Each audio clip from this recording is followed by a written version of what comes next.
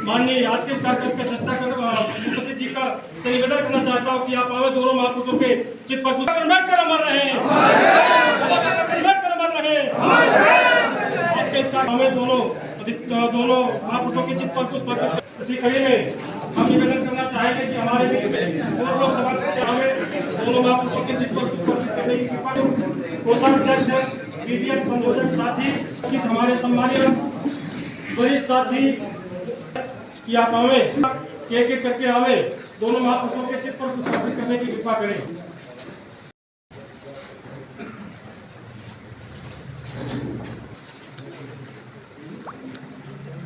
पहली शिक्षिका माता सावित्रीबाई फुले, आरक्षण के जनक उर्मी राजा छत्रपति शाहू जी महाराज, नारायण गुरु, भारतीय संविधान के रचयिता परम पूज्य बोधिसत्व बाबा साहब, balm Sheikh, DS core, Bahujan Samaj party के संस्थापक, सामाजिक परिवर्तन के महानायक माननीय कांसीराम साहब सहित सभी सदगुरु महापुरुषों को नमन करता हूँ।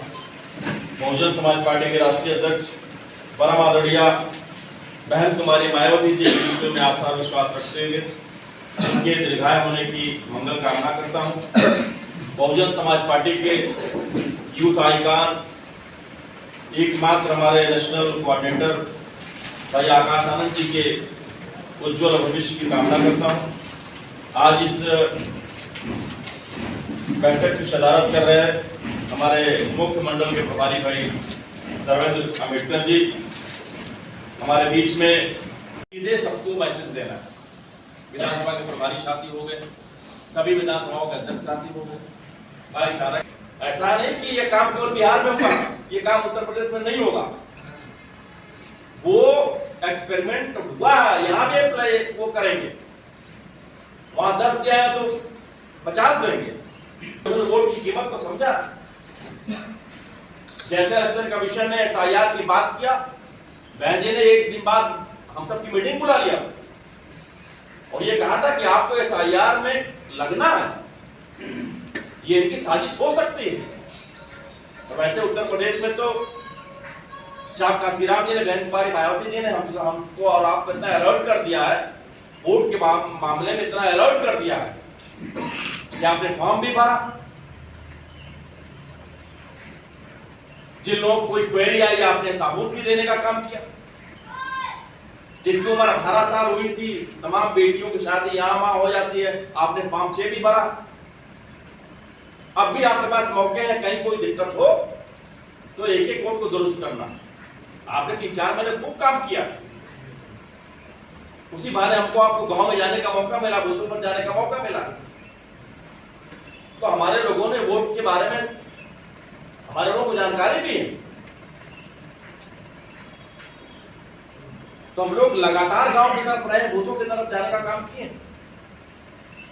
और अभी माने बहनों को महसूस हुआ कि हमें फिर नए सिरे से कुछ करने की जरूरत है। आज के मैं समझ रहा हूं 4 महीने पहले हम वही करते रहे, हमारे फोल्डर बन नहीं पाए थे, बीच में काम रुक गए।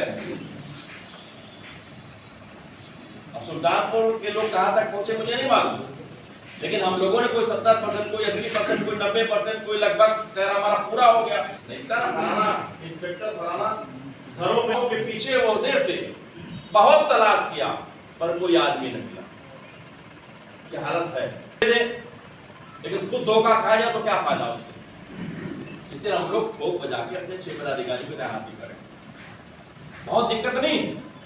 और बैंक जी का हमेशा आदेश रहा है कि हम 50% नौजवानों को भागीदार बनाएं। नौजवान हमारा, आप गांव में जाते हो, हम भी गांव में जाते हैं, हमारी बैठकों में नौजवान बहुत कम आते हैं, आते ही नहीं, गांव में रहते हैं, हमारे पास आए फटकने नहीं आएंगे। तो हमें उनको करीब बुलाना है, बगैर यूथ के बात बनने वाली नहीं। हमारे पास टीम की कमी नहीं, हम जहां बैठक करते हैं 70-80% हमारे बुजुर्ग होते हैं। उनके नियत में कोई शक नहीं है, उनके जज्बे में कोई कहीं प्रश्न चिन्ह है ही नहीं है। लेकिन हम और आप कब तक चलेंगे, होने वाला नहीं, बहुत लंबा चलेगा।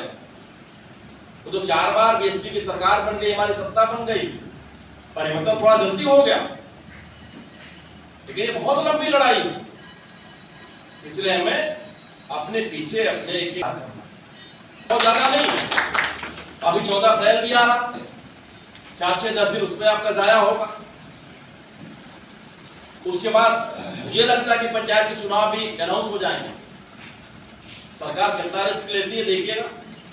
चुनाव ना कराना मैं समझ रहा हूं इनके लिए ज्यादा नुकसानदेह होगा। पैर रखेंगे, हम कह रहे हैं 27 में चुनाव होने वाला, 27 फरवरी में है चुनाव, लेकिन 6 महीना पहले आप चुनाव में पहुंच जाएंगे, आचार संहिता लागू हो जाएगी।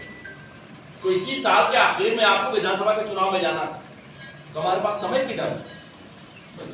अभी कटाई भी शुरू हो जाएगी, दवाई शुरू हो जाएगी, तमाम हमारे पास काम भी होते हैं, हमारे लोग मजदूर हैं, खेतिहर हैं। तो जो भी आपके पास समय मिल रहा है 2-4-10 दिन में, हमें दिन रात एक करके सवेरे शाम लग करके अपने अपने काम को पूरा करने की आवश्यकता है। इसलिए कि बहन जी की बड़ी उम्मीद है, बड़ा भरोसा है। अभी हमारा 15 मार्च को कार्यक्रम था साहब की जन्म जयंती थी। माने बहन जी ने अपने आवास पे कार्यक्रम किया था, आपको मालूम है, सोशल मीडिया के जरिए देखे होंगे। हमारे लखनऊ के मंडल, उधर लखनऊ मंडल लोग आए थे, बहन जी ने कहा था कि उनके 500 लोग इधर आ जाए तो अच्छा रहेगा, सब लोग शामिल हो जाएंगे। हमने बहन जी को उस दिन देखा, जिन लोगों ने देखा सबने सराहा। शायद पहली मर्तबा बहन जी इतना करीब से लोगों से मिली, इधर से उधर बहन जी सबसे मिलती रही। अच्छा, बहन जी वापस जाने लगी तो दोनों तरफ रस्ते लगे थे ताकि भीड़ ना आ जाए बहन जी की तरफ। तो बहन जी ने कहा कि रास्ता हटाओ, सबको फ्री कर दिया और पूरी भीड़ बहन जी के बोर्ड में आ गई। बहन जी ऊपर सबको हाथ हिला के अभिवादन करने का काम, उसकी चर्चा हो रही। बहन जी में कहीं पे लग रहा है कि बहन जी कुछ करने पर हमारा कुछ करना चाह रहे। 9 अक्टूबर की महारैली में बहन जी ने खुलेआम ऐलान किया था ना